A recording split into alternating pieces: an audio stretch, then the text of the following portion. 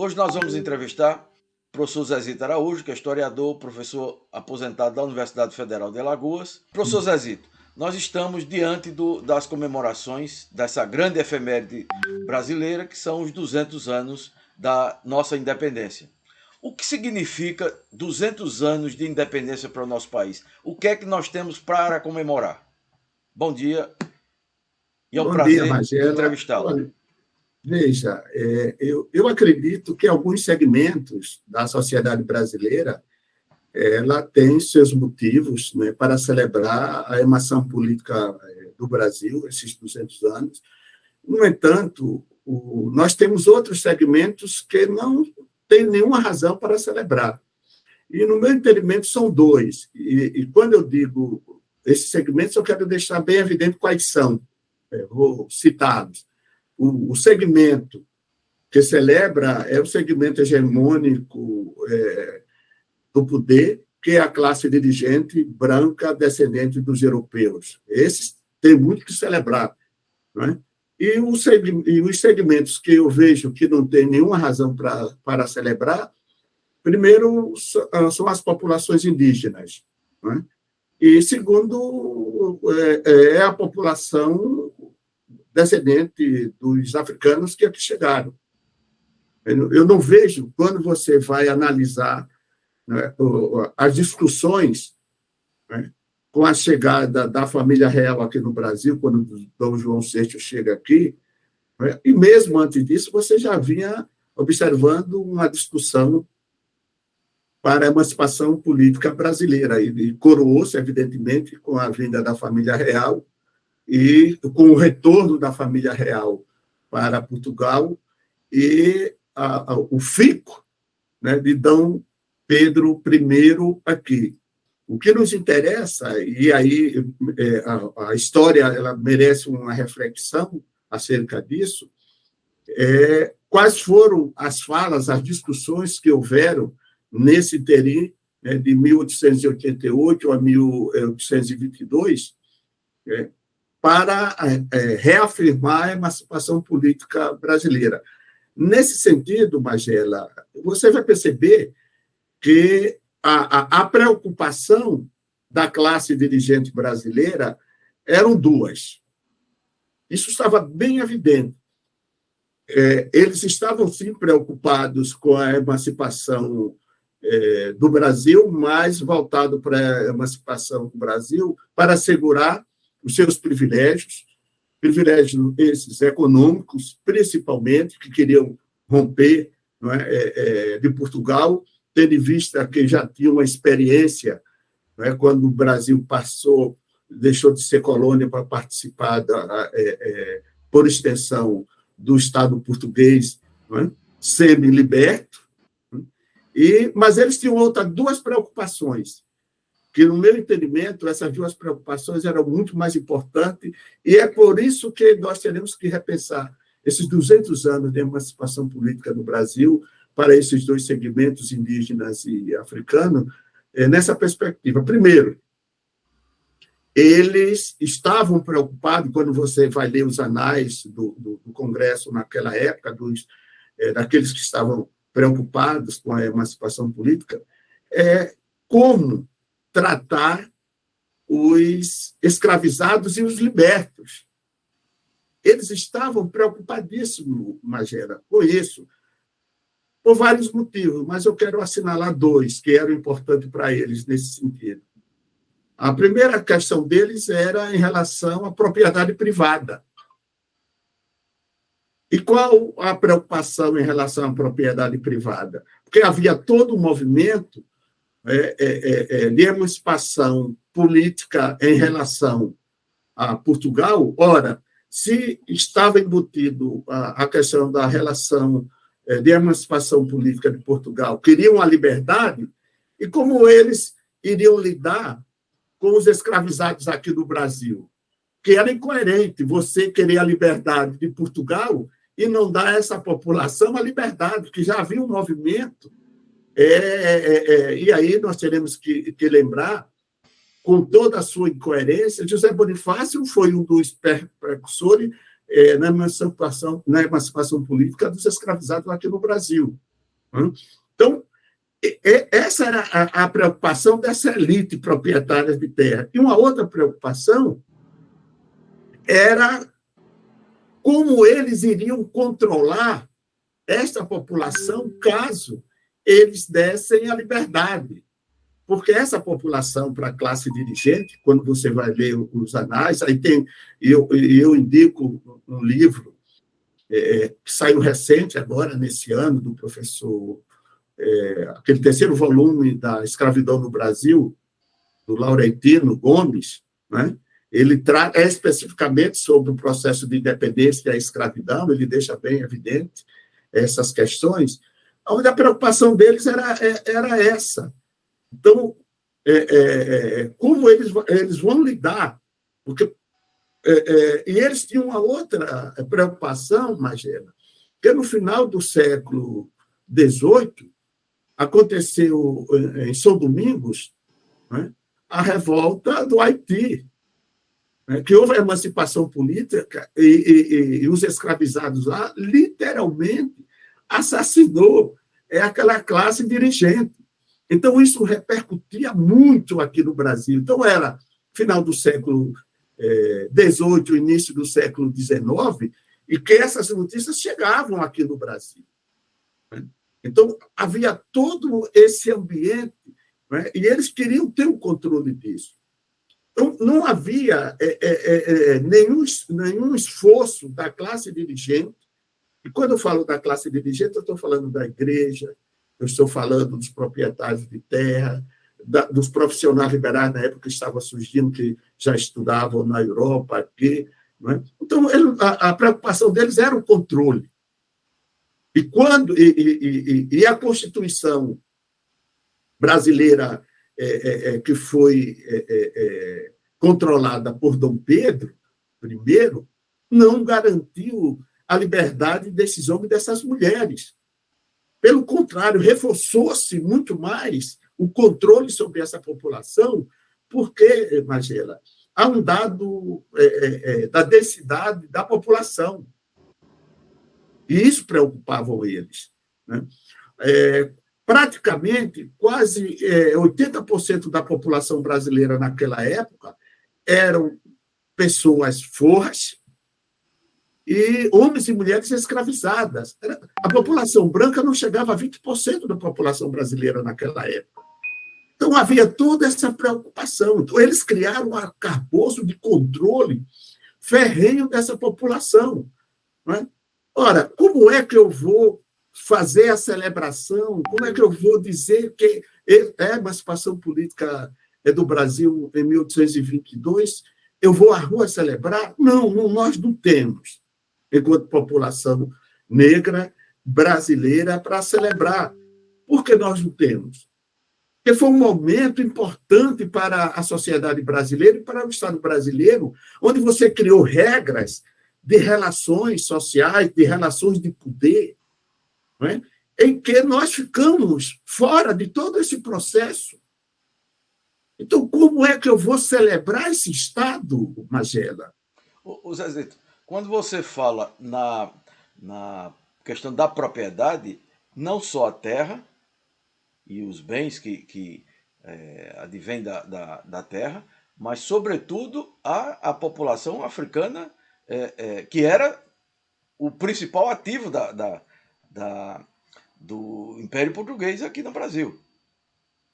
Não, e quando eu falo da propriedade, era nesse sentido, porque o homem e a mulher negra, eles eram um objeto de compra e venda, estava equiparado ao mesmo valor venal, né, da terra. Então, se eles quando dava a emancipação política, né, dessa população, então eles iam perder esse investimento. E aí está bem evidente, Magela, e essa observação sua é importantíssima, tem alguns senadores da época, proprietários de terra, né, que diziam, ora, então nós vamos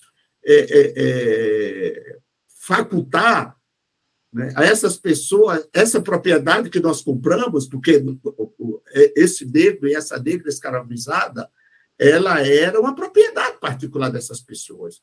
Então, a preocupação deles era essa. Houve um investimento, então, de repente, eles iam perder isso. Então, vejam, como é que essa população vai celebrar, vai às ruas fazer isto?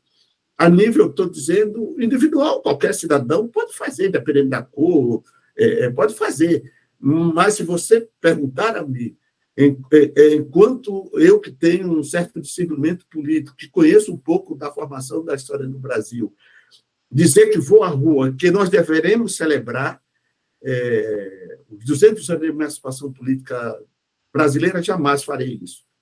E tenho dito nas minhas oportunidades que tenho de falar que o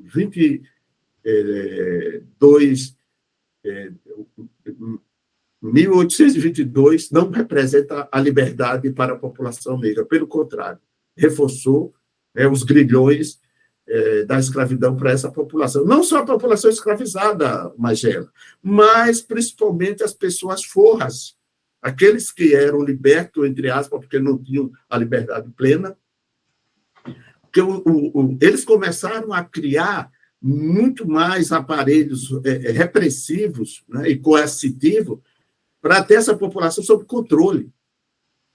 Detalhe, Magela, porque há toda uma discussão nossa que a questão da branquitude brasileira passou a ser discutida a partir do movimento abolicionista. Né? Não, já havia, nesse processo de emancipação política do Brasil em relação a Portugal, a preocupação de trazer europeus para embranquecer a população brasileira, dado aquilo que eu lhe falei, quase 80% dessa população era negra, mas não era só porque era negra. Para essa elite, que está ainda no imaginário coletivo da sociedade contemporânea brasileira, que essa população ela era incapaz, ela era burra, ela criou hábitos, não é, que ia de encontro os hábitos civilizatórios europeus. Então, havia toda uma discussão de negação daquilo que o processo civilizatório africano trouxe para o Brasil, à medida que eles vieram para aqui, para produzir riqueza para essa elite. Nós não viemos para aqui, os nossos ancestrais, Magela, e aqueles que assistirão, né, essa nossa conversa, eles não vieram para aqui para ser escravizados, não. Ser escravizado foi uma condição. Eles vieram para o Brasil para produzir riqueza para essa elite que hoje continua no poder, mantendo esta miséria, perpetuando essa miséria e essa prática racista e discriminatória que perdura no racismo estrutural que permeia a sociedade brasileira. Zezito, essas comemorações, por exemplo, a reinauguração do Museu do Ipiranga, em São Paulo, né? É um museu emblemático da questão da independência, né? De toda essa áurea do local quase que sacrossanto da história brasileira, a partir do grito do Ipiranga, né? Esse espaço, para além da documentação histórica que tem lá, que se pode fazer as várias leituras, é possível se fazer várias leituras do material exposto no museu, mas o que representa o Museu do Ipiranga, por exemplo, para os descendentes de escravizados? Olha, mas eu tive a oportunidade de conhecer o Museu do Ipiranga, não só conhecer a arquitetura, mas conhecer o seu acervo etnográfico, bibliotecário, é riquíssimo. Aqueles ou aquela que tiver a oportunidade, não deixe de visitar aquele museu.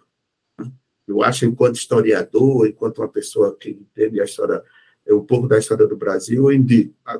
Agora, eu chamo a atenção que vá com outros olhares. A primeira vez que eu fui àquele museu, eu fiquei encantado. com aquela beleza arquitetônica. Mas, quando eu comecei a fazer uma releitura da história do Brasil, eu percebi que eu não estava, e os meus grupos, os meus ancestrais não estavam representados naquele museu. Vejam, na entrada do museu, as representações simbólicas que tem lá, primeiro na dimensão arquitetônica daquelas estátuas que tem lá, dos grandes assassinos, que são os bandeirantes, né? A dimensão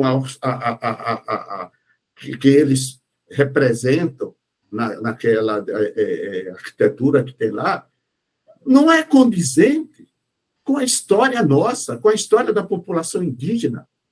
Os bandeirantes, eles foram assassinos. Domingos Jorge Velho foi o maior exemplo nessa nossa aqui contemporânea.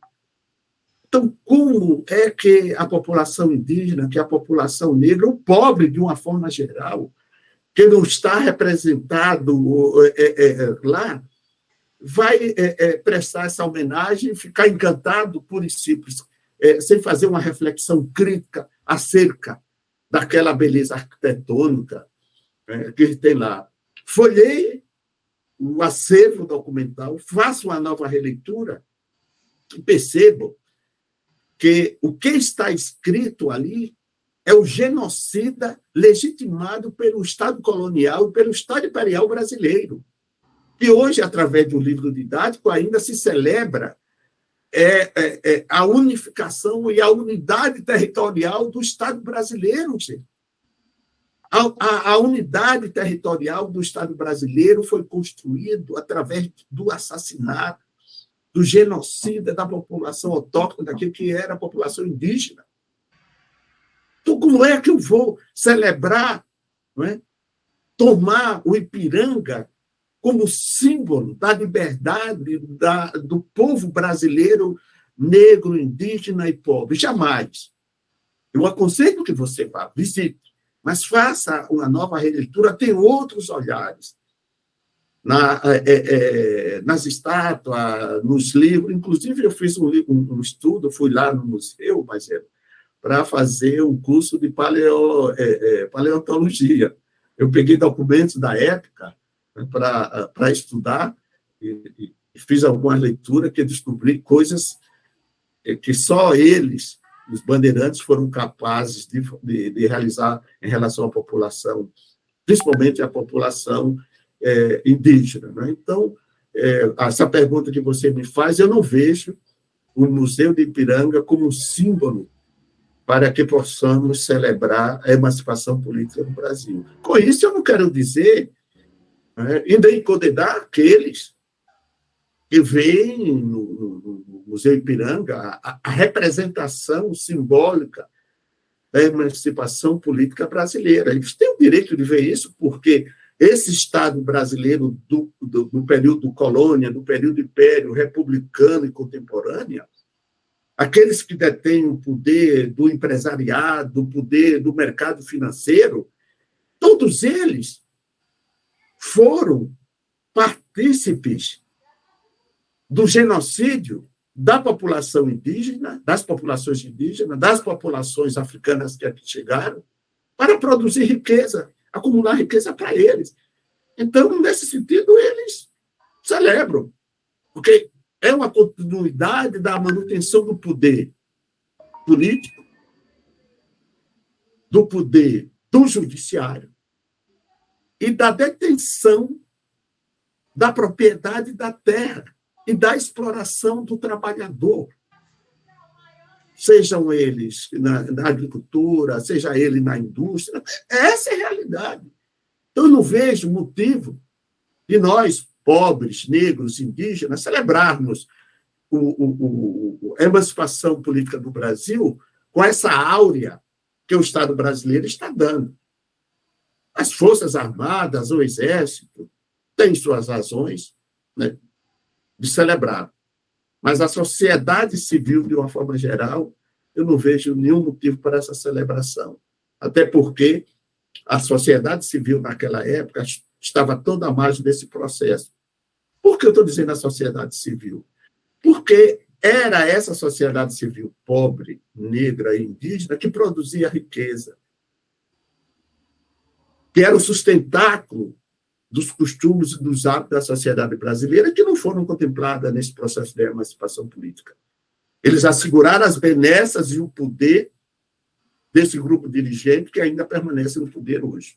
Por isso que eu não vejo nenhum motivo, nenhuma razão de nós celebrarmos esses 200 anos. Algum espaço na sociedade brasileira, nas instituições, sejam acadêmicas ou do Estado brasileiro, que possa ser sintetizado como um espaço que tenha a representação do que nós estamos falando aqui, por exemplo, da inclusão dos índios, dos indígenas, dos africanos escravizados que foram arrastados da África ou sequestrados da África para o Brasil e para a América, e do branco europeu.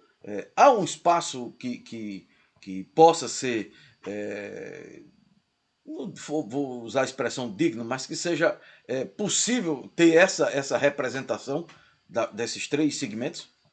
Olha, Magela, acho que foi importante você tocar nisso.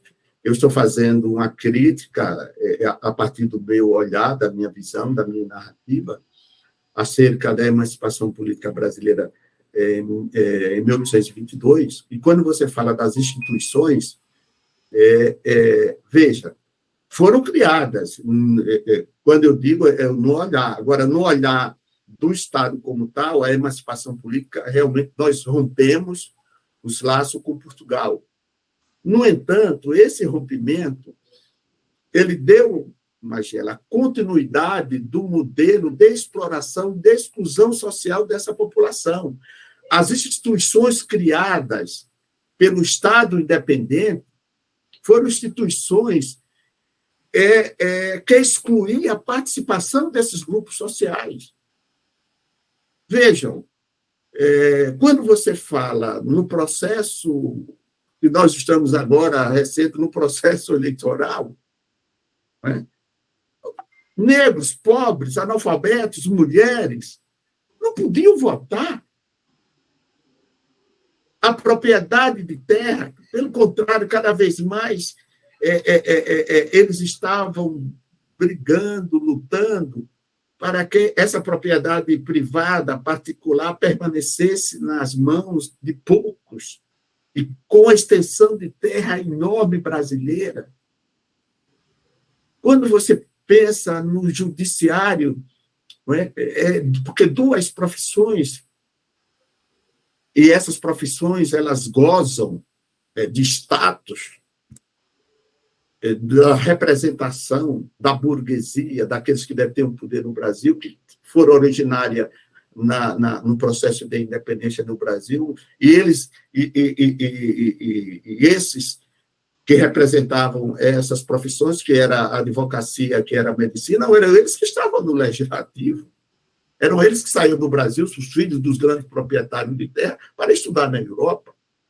Vejam, eles criaram, naquele momento, privilégios que hoje ainda perpetua. É um descaramento os privilégios que o judiciário tem em relação a outros segmentos, principalmente na questão salarial, em detrimento e a justificativa que eles dão, teve como base esse processo de emancipação política. A população negra, a população indígena, os pobres participaram, pelo contrário, eles criaram leis, instituições, especificamente, Magela, para a exclusão desse povo. Agora, quando você pergunta, mas será que não houve a participação, tanto naquele momento, quanto no Brasil República, e hoje, no Brasil República contemporânea, a participação efetiva desse grupo, inserido dentro desse processo? Claro que nós avançamos. Não poderemos jamais negar que isso aconteceu. A questão está, Magela, como esse grupo está representado nessas instâncias de poder. Isso que nos interessa. qual é a representação dele.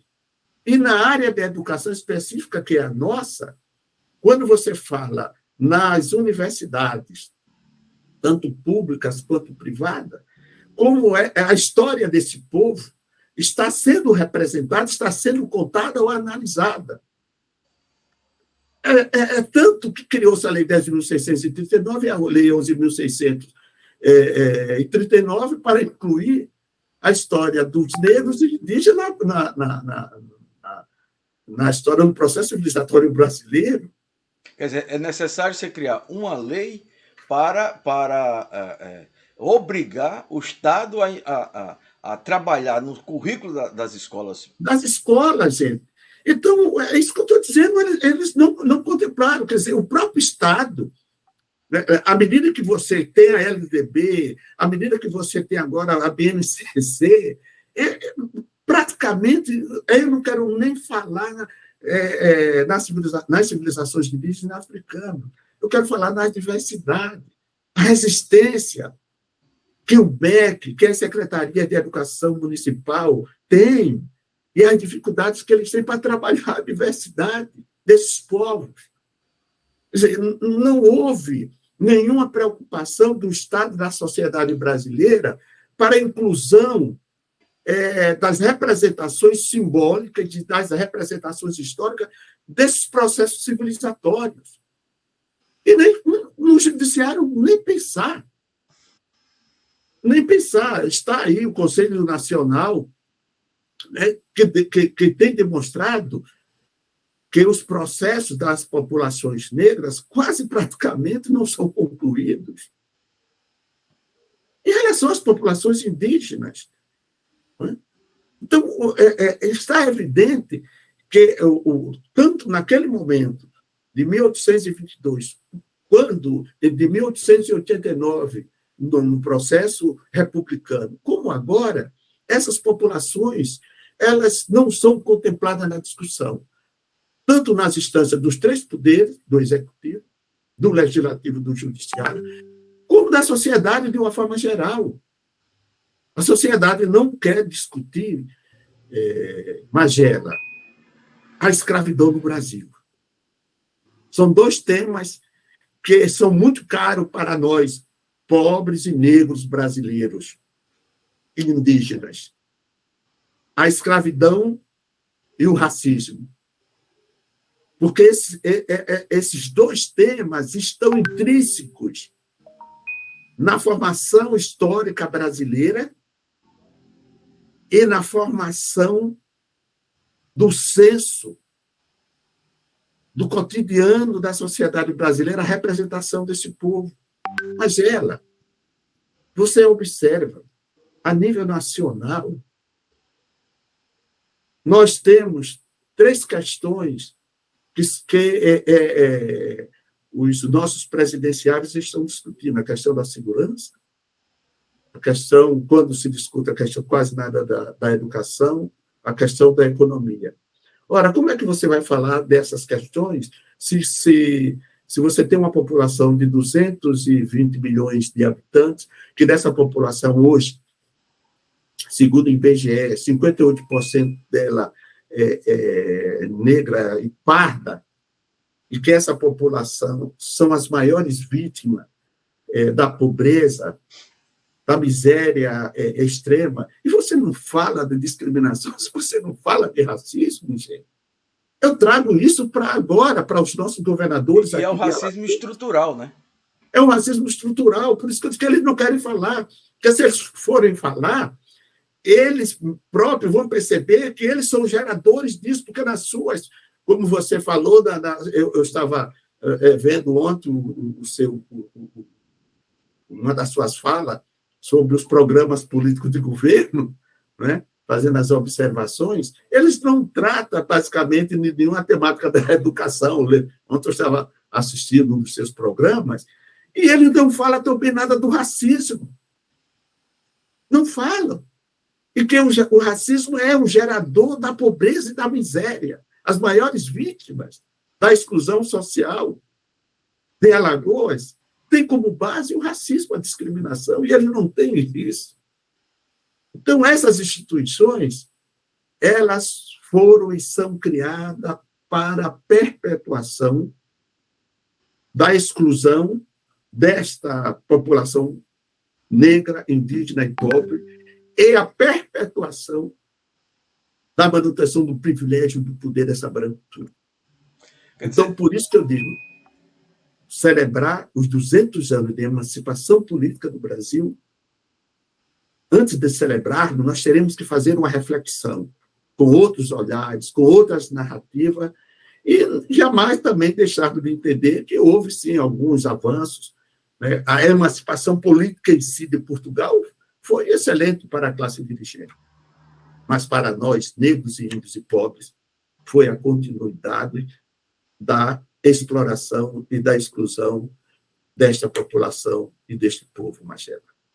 Se, com a chegada de Dom João VI em 1808, em 1822, a independência do Brasil se torna independente em relação a Portugal.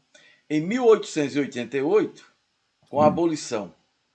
Então, você vai ter aí, em 80 anos, desde a chegada do Dom João VI, essa massa de pobres e escravos ou escravizados, eles continuaram sendo torturados, trabalhando exaustivamente, tratados essencialmente como uma propriedade, tanto quanto os animais, quanto a própria propriedade da terra. Com a República, há uma mudança qualitativa. Você deixou de ter a escravidão formal em 88, mas a emancipação, a libertação efetiva econômica, cultural, escolar, etc., a inserção dessa massa de ex-escravizados, eles não foram absorvidos na sociedade branca e ainda escravocrata brasileira. É isso? Olha, você trouxe uma outra reflexão importante. Com a vinda de Dom João VI para o Brasil em 1888, até a emancipação política, em 1808, até a emancipação política em 1888, aconteceu no Brasil um fato importantíssimo que as pessoas não levam em consideração. A população escravizada no Brasil, até a vinda de Dom João VI, não tinha essa expressividade, Angela. Com o movimento, né, com a pressão, porque a emancipação política no Brasil, ela foi muito, muito, muito cara para nós negros. Muito cara para nós negros, não só no sentido dessa fala que nós fizemos anteriormente, mas no sentido, Magela, foi um momento em que houve um crescimento de mais de 300% da vinda de homens e mulheres do continente africano para o Brasil. Foi nesse período, principalmente a partir da independência do Brasil. Por que isso aconteceu? Iniciou-se também, para assegurar a emancipação política do Brasil, a Inglaterra fez algumas exigências, como, evidentemente, Portugal fez as suas. No lado de Portugal, era para que a Inglaterra perdoasse a dívida, né? Uma das condições que Portugal tinha com a Inglaterra. Por outro lado, a Inglaterra exigiu do governo português e do governo brasileiro, na época, a absolvição do tráfico de escravizados. Né? Isso trouxe problema seríssimo para a população negra brasileira. Quer dizer, o Estado brasileiro precisava pagar também uma indenização à própria coroa portuguesa e teria que produzir. E aí tem um fato. Houve uma transferência interna, que era o tráfego interno da mão de obra escravizada, do trabalhador escravizado, principalmente da região Nordeste e Norte, para a região Sul e Centro-Oeste, para o plantio de café. Né? E veja, foi um momento que também veio esse grande número de trabalhadores escravizados para o Brasil. E aí onde você tem a criação de leis para reforçar o controle e o domínio dessa população. Então, foi um dos momentos mais cruciais para a população, tanto daqueles que se deslocaram do continente africano, na condição de escravizados, como trabalhadores escravizados para produzir riqueza nesse país, como para a população interna. Por incrível que pareça, quando você pega os livros didáticos, nos ensinam que foi um momento áureo da produção da estabilidade econômica e política do Brasil, período do governo de D. Pedro II. Quando você faz uma outra análise, e esses dados que eu estou falando para você, você encontra em qualquer livro. Só que nós estamos fazendo uma nova releitura disso. Ora, quando chega a emancipação dessa população, pelo contrário, eu digo a você, Magela, e aqueles que nos assistem, que vão nos assistir, é que o que aconteceu, literalmente, foi a emancipação econômica dos grandes latifundiários na época, proprietários de terra e de escravizados, que era o mínimo possível. Para você ter uma ideia, em 1888, nós tínhamos escravizado no Brasil 760 mil pessoas. O restante já eram livres. Dada as condições da economia brasileira, e esse contingente estava muito mais na área lá de São Paulo, do Rio de Janeiro, né, para produzir café. Então, o beneficiado, veja bem, do 13 de maio, foi muito mais a classe dirigente.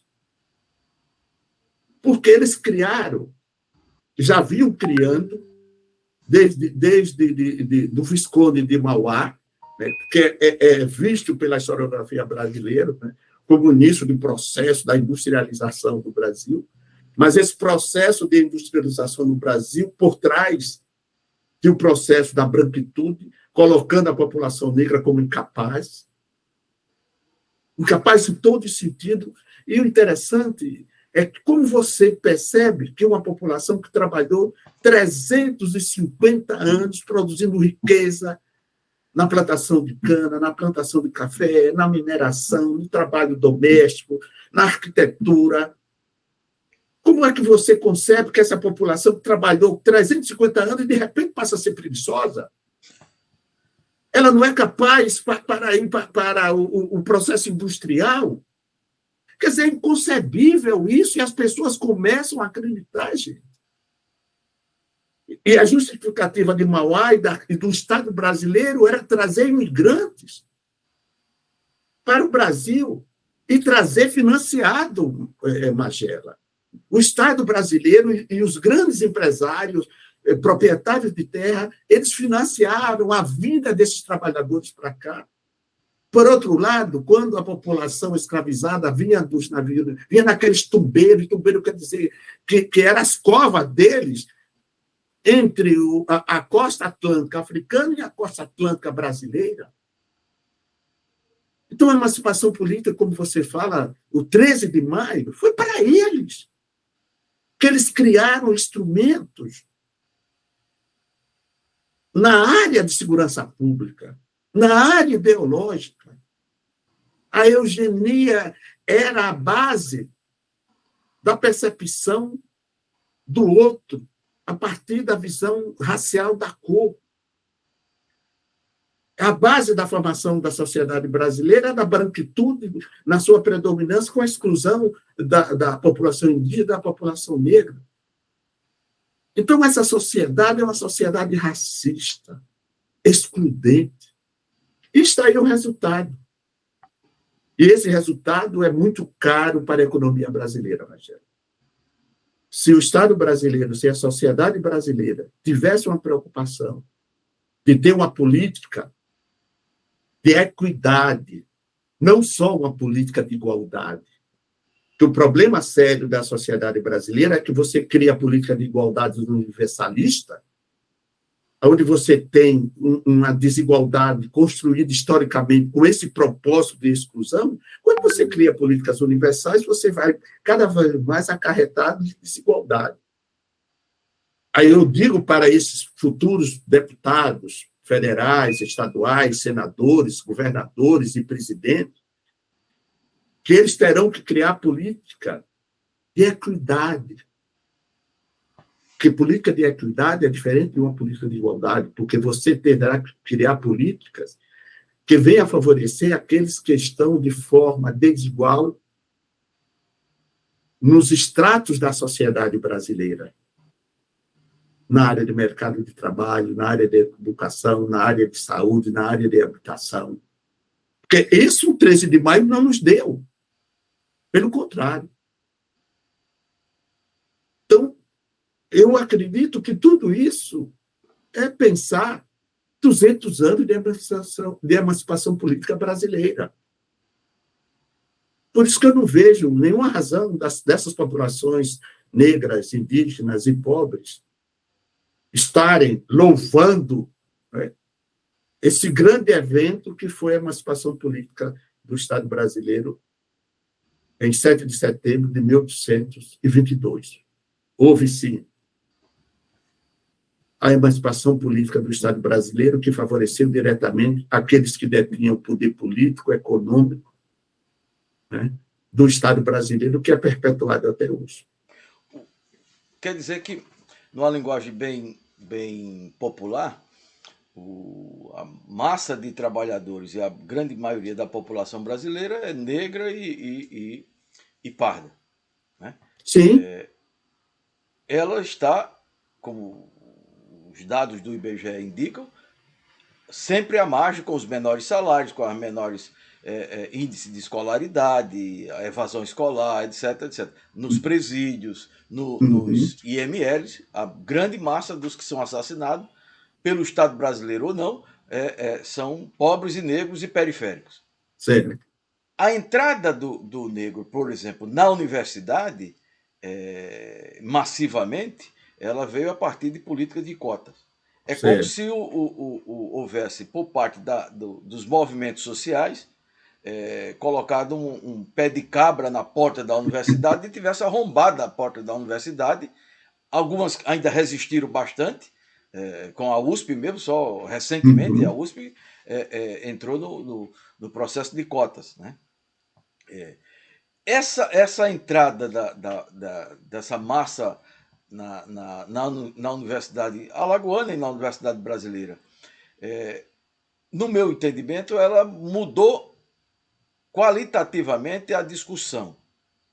Porque antes, inclusive de acadêmicos mais conservadores e de direita, como Demétrio Magnoli e outros, advogava que a política de cotas, você precisava ter uma política universal para a entrada na escola. Só que o sujeito não tem a escola primária de qualidade, a escola fundamental e o médio não é de qualidade, e as escolas privadas, que a classe média e a elite frequenta, essas são de padrão.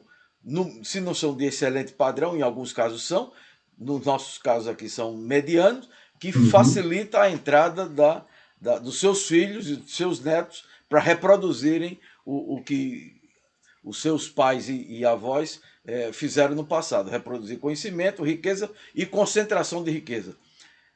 A política de cotas, ela precisa ser revista ou precisa ser aprofundada?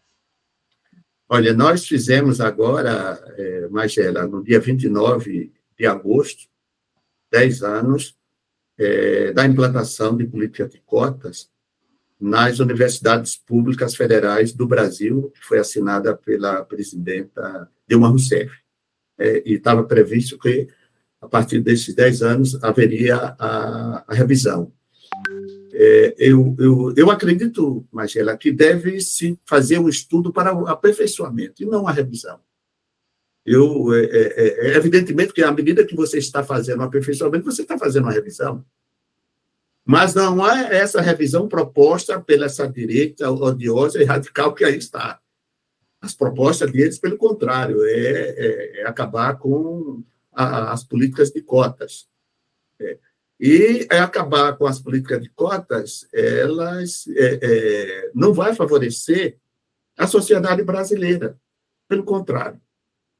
A política de cotas foi e é um avanço de inserção social da população negra e pobre no Brasil nas universidades. Mudou totalmente a realidade, e mudou, Magela, não é a composição numérica e da diversidade nas bancas, nas universidades públicas e também nos institutos, né? Que os institutos também foram beneficiados com o sistema de cotas.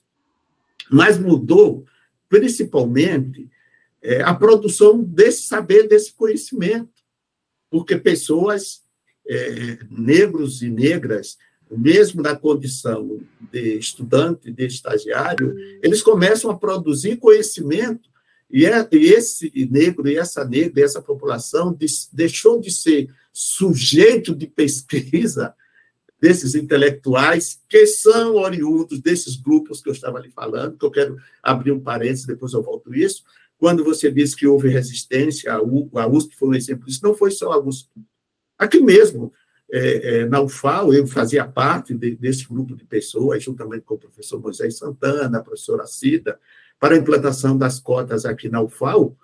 Muitos professores que faziam parte do COSCINE, aqui, do Conselho, eles resistiram. Aí, quando você vai analisar quem eram ou quem são esses professores, que são parte dessa elite hegemônica, patriarcal e latifundiária alagoana, que sempre tiveram o privilégio de estar na universidade, estudaram nas melhores escolas, ou, se não, foram estudar lá na USP ou fora do Brasil, voltaram, eram professores universitários, né? E tinha essa visão. E muitos deles, ou foi um debate, e jamais poderemos esquecer que o movimento estudantil foi fundamental nesse sentido, né? E o movimento negro, principalmente, estava junto lá, no COSCINE, né? O NEAB, na época, também, que nós avançamos. Então, não foi só a USP, não. Essa luta nas universidades foram permanentes e permanece ainda uma constante para nós assegurarmos isso. Então, vejam, com a participação dessa população na universidade, mudou. Mas tem um detalhe, Magela. Isso aí eu quero trazer também até para o ensino básico. Nós temos hoje uma mão de obra qualificada no mercado de trabalho, pardas e negras, em todas as áreas. Em todas as áreas. O que nos chama a atenção, Marcelo, e aí onde funciona o racismo estrutural, o mercado de trabalho tem absorvido essa mão de obra qualificada? Não tem. E essa revisão que está sendo proposta por nós também passa como esse estudante egresso está indo para o mercado de trabalho, como esse mercado de trabalho está se comportando. Porque eles alegavam que nós éramos desqualificados, que a direita dizia que a entrada da população negra nas universidades ia diminuir a qualidade de ensino. Pelo contrário, a qualidade de ensino diversificou-se e comprovou que Enem vestibular não mede conhecimento. Não é? Está comprovado que a escola, que a universidade tem que ter responsabilidade com aqueles... Por isso que eu falo na política de equidade.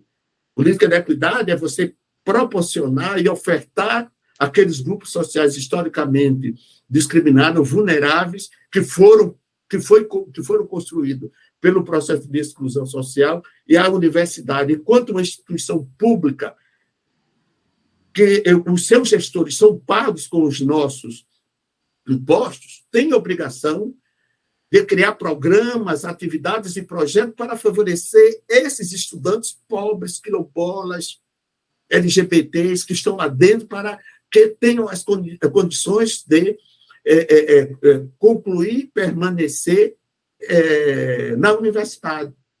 Então, esse que é o grande problema das cotas, que não são problemas nossos, são problemas desse Estado racista que cria as oportunidades.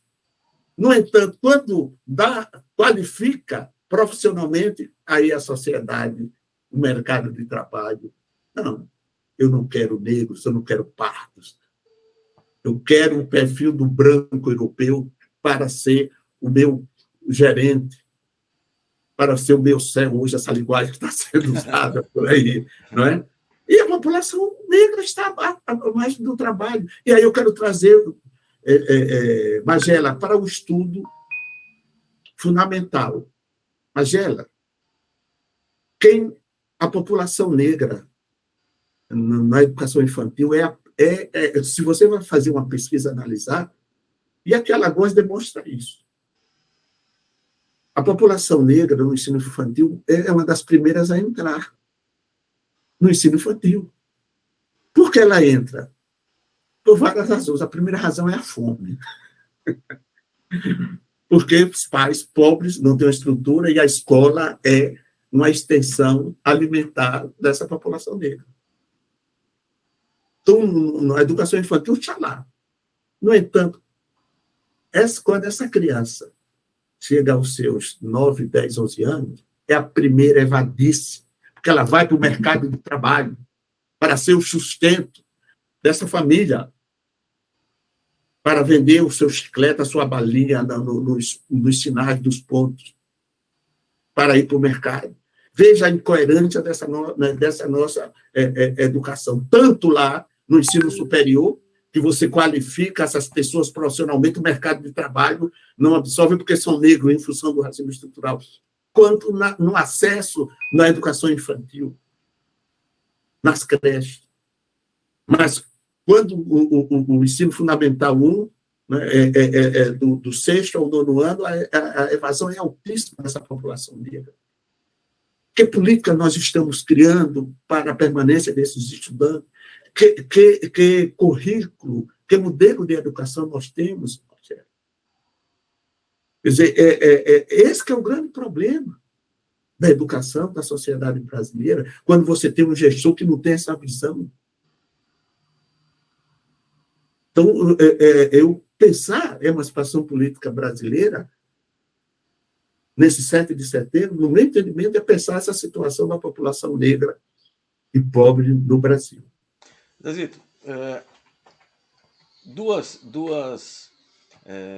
questões para a gente encerrar a nossa entrevista. Primeiro, o que é que você recomendaria como leitura a respeito dos 200 anos?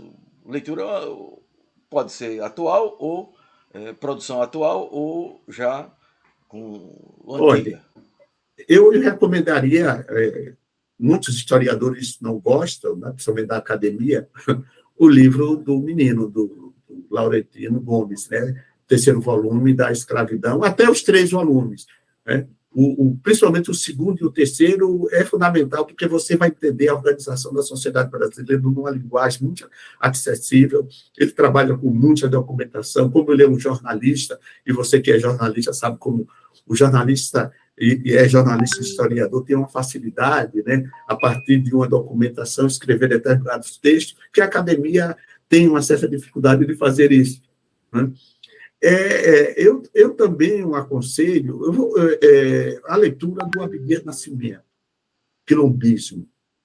Evidentemente que eu estou falando dos companheiros, porque a academia tem muitos livros aí, principalmente a editora Companhia das Letras, né, publica muito sobre a história do Brasil. Mas aí eu quero trazer outras leituras do próprio professor João Rufino dos Santos, tá entendendo? Que tem a leitura de uma grande historiadora